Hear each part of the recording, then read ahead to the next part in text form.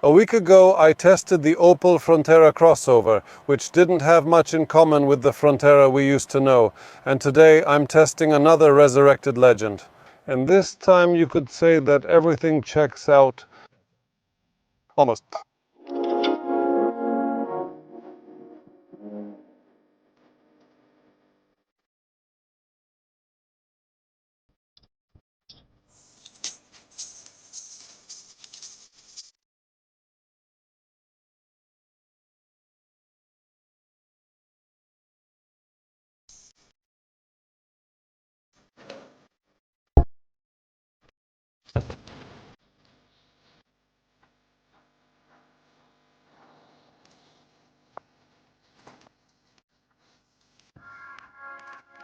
Almost is key since everything else matches, the silhouette, details and vibe. But this is an electric car. There's silence instead of purring, and you plan charging instead of warming up the engine.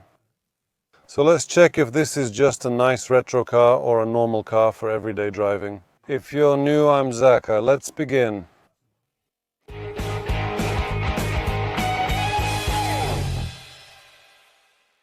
So let's start with the looks, because in this car, that's probably the key thing. And this is that rare case when retro isn't just a disguise. Unlike, say, the Mini, the Renault 5 has kept its proportions and dimensions. It's just under 4 meters long, which makes it look like a modern interpretation of the original, not an oversized replica like the Mini. At the front, we have a smile formed by the creases and the number 5 on the hood showing the charging status. It's a small but interesting detail. The old 13-inch wheels have been replaced with 18-inch ones. Wide fenders, short overhangs, you can even see the R5 turbo in this if someone wants to. There are also hidden rear door handles in the C-pillar, so it looks like a 3-door but has the practicality of a 5-door. By the way, the car's C-pillar looks familiar. Similarly, the rear Ion-style lights, although from this angle the new model has slightly different proportions than the original. Not as bold, but probably more proportional. Here we have 2 drive options to choose from. 120 HP 0-60 and 9S40 kWh battery, 312 km worldwide harmonized light vehicles test procedure range, 80 kWh max charging for 120,900 zlotys, or 150 HP 0-60 and 8S52 kW battery up to 410 km worldwide harmonized light vehicles test procedure range, 100 kWh max charging from 133,900 zlotys. It's no secret that every brand wants to stand out with something, but not every brand has the right budget for a cool gadget that everyone will talk about. Just like last week, I was giving Opel Frontera a hard time, which, having something like €3 at its disposal, decided to equip the car with an elastic band that's supposed to hold, I don't know, a coffee maker, a kitchen robot, or a laptop. Whatever they came up with, it doesn't make sense, but we said that for €3, it's actually not a bad solution. So at Renault, they decided that they would also find something to set themselves apart from the boring competition and take it even further, namely by doing it for 0 zlotys. So, what makes this car stand out? When reading the documentation, we come to the conclusion that the distinguishing feature is very strong. It's a one box. Yes, they talk about it quite a lot on various covers. And we're talking about an integrated system that combines all the components for braking, whether it's regenerative or regular braking, right, with classic friction brakes, integrates them all in one box in a single unit, which makes the transition between regenerative braking and classic braking so seamless. It's so smooth. The whole thing takes up less space, it's lighter, and it reacts faster overall, so it's all advantages, right? The only problem is that this isn't anything new, so I don't know why they just started now. 24 years after Toyota did it in their first hybrid, I think they call it something like EBC or something like that. Why did they decide to come out with the same patent, the same solution, calling it one box as if they were the first? But the solution is exactly the same as in other cars. What's more, I think there are 2 companies that supply it to anyone interested, and there are many interested, and everyone uses it. But Renault decided to call it one box and make an impression with this unique solution that sets them apart from the boring competition.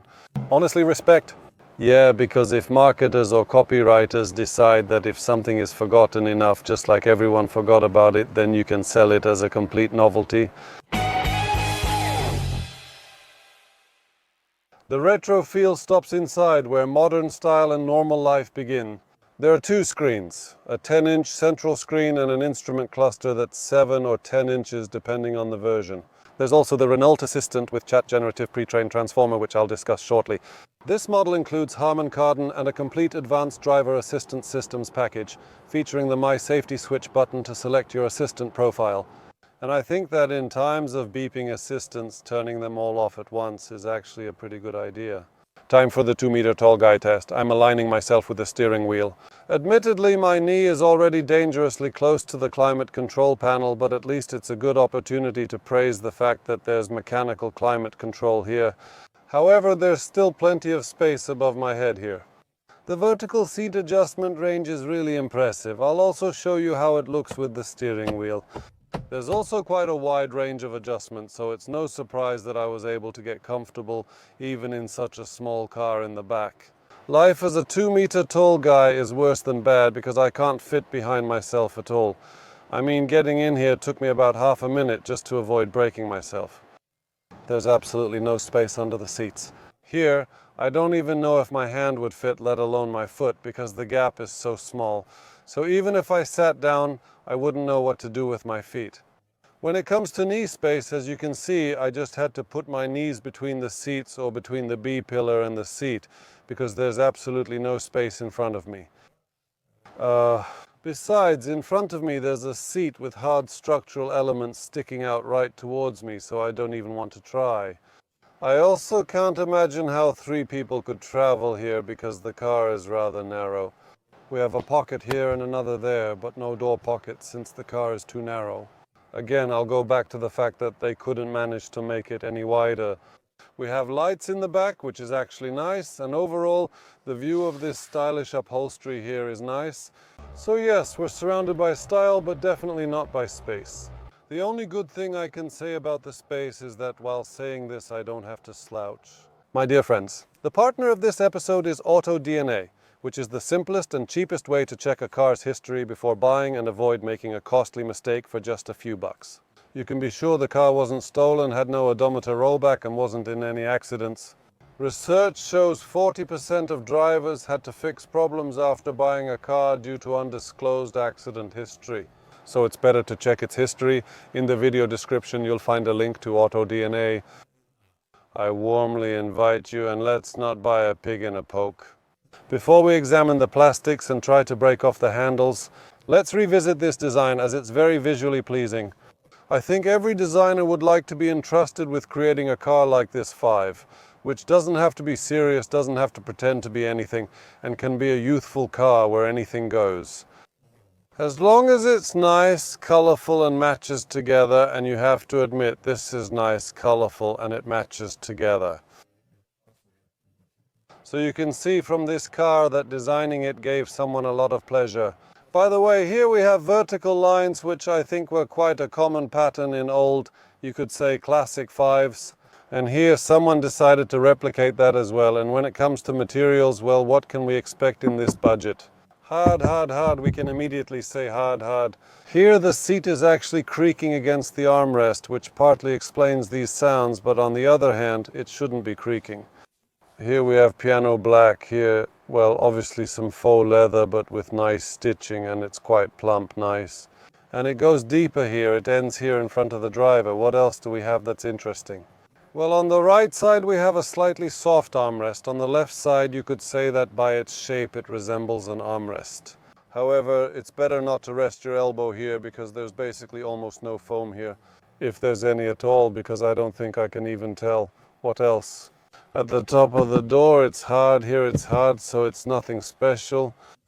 But who said it was supposed to be anything special? From the side of luxury finishing, it was mainly about style and comfort. We'll discuss storage compartments shortly, but also comfort in terms of, look, here we have a fully physical climate control panel, but also comfort when it comes to using this car. Everything here is connected to Google and works. Hey Google, take me to the best pizzeria in Radom. Here are the results for your query. Take me to the best pizzeria in Radom. So where is it? It used to work better, so where are those results? Alright, usually it works, guys. I don't know what it's showing me now, but oh, now we have it. A bit of technology, you get lost, and here we go. What is this? But Ponton Pizza House, there you go. That ad just popped up. I hope they actually serve good pizza there. Anyway, greetings to Radom. And getting back to... Oh, we actually have another assistant here. Hey, Renault. Set the temperature to 22 degrees. The engine is off, turn it on and try again. Well, that made sense. Hey, Renault. Set the temperature to 22 degrees. All right, the temperature is set to 22 degrees. But I still can't really make full use of it here yet. And that's because even though I'm connected through Android and I just created an account on Renault My Renault, for some reason I can't log into that account. Because here generally generative pre-trained transformer chat is connected to My Renault, and you could ask it something more complex, like for example, hey Renault, please set the temperature to match today's day of the month. Unfortunately, I can't help you with that. Hey, I haven't finished yet. How do you know you can't? Hey Renault, set the temperature to match the day of the month. Chat generative pre-trained transformer would handle it. Unfortunately, I can't help you with that. Exactly, I don't think it's configured. I think it works since you can ask interesting questions here. But since it doesn't, goodbye. Let's move on to the compartments. Here we have a small compartment for change, here we have a compartment for phones, here we have 2 USB-C ports and 12 volts. Here we have another tray, 2 cup holders, small, very small, but still some kind of storage in the armrest, more like trays than pockets in the doors, and to be honest, a spacious glove compartment in front of the passenger. It's hard, but see, it opens slowly. They managed to find a bit of budget so that it works just like that. And when it comes to pulling on the plastics, it moves, but it doesn't make any noise. Here we can also try here, and what else? Oh, something is sticking out here. It's pretty loose. It even squeaks, but here, nothing.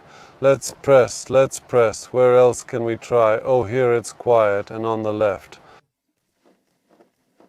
I managed to get something out.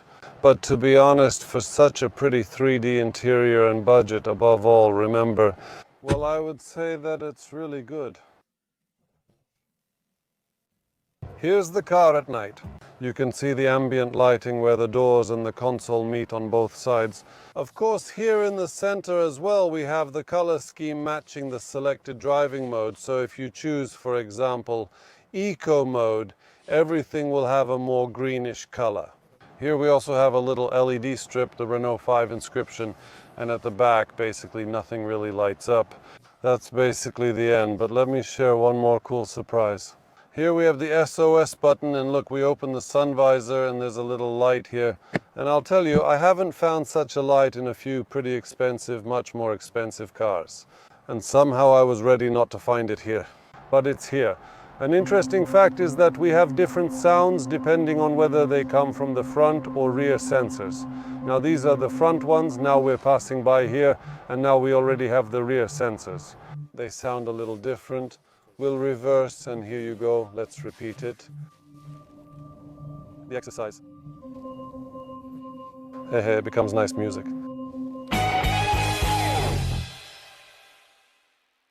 So let's take a look in the trunk. Since there's so little space in the back, you'd expect there to be even less in the trunk, but actually the trunk is quite spacious, 326 liters. Of course, as with this type of vehicle, we have a pretty high loading threshold. And I'm talking about the threshold itself, as well as the fact that the difference between the threshold and the bottom of the trunk is quite significant. That's usually the case in this segment. After folding down the backrests, we have 1,106 liters.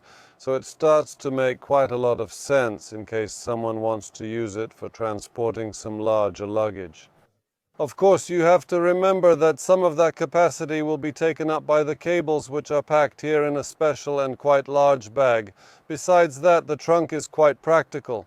We have one hook here, another hook here, and a little light. And I think that for a city car, that pretty much covers our list of expectations. Now for the driving impression.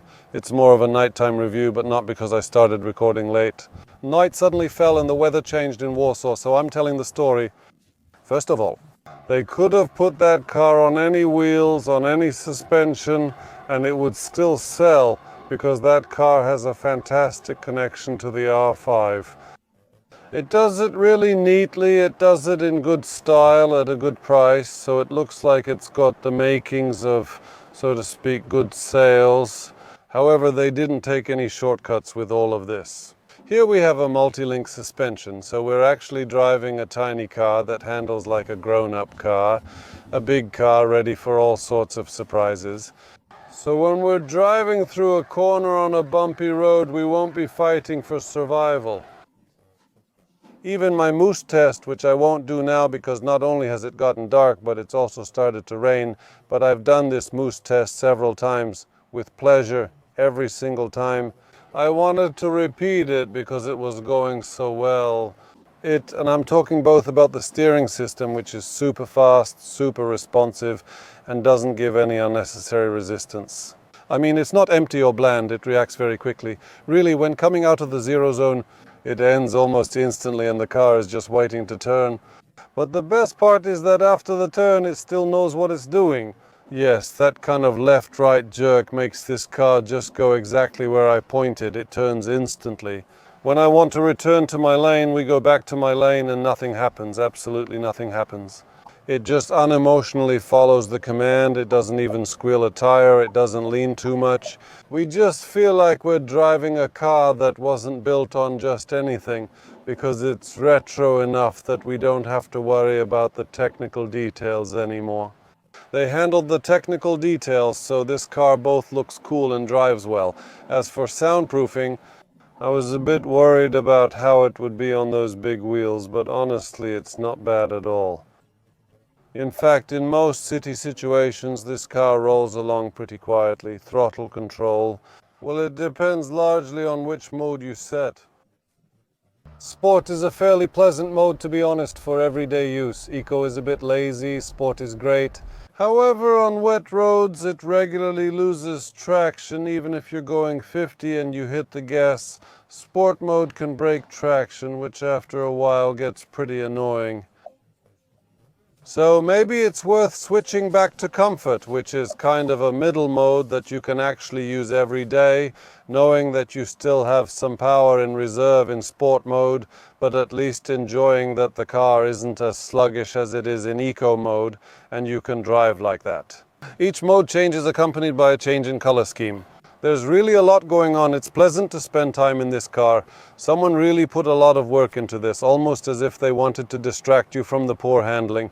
But that's not the case. This car handles great, and yet it's full of cool gadgets, lighting, and historical references that make the drive even more enjoyable. When it comes to comfort, in my opinion, everything turned out pretty well too. Driving over manholes or tram tracks like the ones we have here feels very firm, but it's not tiring at all. And I don't regret buying this car after I hit a deeper manhole. It really handles bumps quite reasonably, combining its ability to take sharp turns with a fairly decent level of comfort. Well, let's call it urban comfort. I think that if we happen to hit a really bad road at speed, it definitely wouldn't be super comfortable, although probably... When it comes to handling, let me remind you, it has a multi-link rear suspension, so it's hard to say anything bad about this car. Well, you could say that this whole collection of various types of lighting here and there probably eats up a bit of power, because right now I have, for example, 76% battery and only 234 kilometers of range, which suggests that quite a lot of that energy has been used up. Here, by the way, you can see the consumption proportions. And it turns out that really, out of those 20 kilowatt hours, which I have now after driving around Warsaw, I have about 5 kilowatt hours per 100 kilometers. Of course, it was used for, well, powering all those gadgets, screens, and so on. So maybe if there were fewer of them, the car would be less stylish, but on the other hand, it might have a bit more range. I think I'm exaggerating now to avoid sounding like I'm just praising it. Of course, you have to complain a little, but this car really is a tough opponent when it comes to finding faults. Because, well, it doesn't give us many opportunities to criticize it, so I think I'll stick with that one box. Was the comeback worth it, in my opinion? Yes, especially compared to other models, where the names of many legendary cars were used just to boost crossover sales. Here, not only the name came back, but also the form and the spirit, even though the heart has changed. The pulse of this car is electric. That's no surprise, since current regulations could have forced a weak 3-cylinder engine that no one would buy, or an expensive hybrid, and nobody would have bought that either, or an electric car with subsidies that can bring the price of this car down to even below 100,000. And that's exactly why they chose the last option. So almost everything checks out, but that almost is what gives this project its meaning. Thank you very much for watching this episode. Remember to subscribe and see you in the next videos. Bye.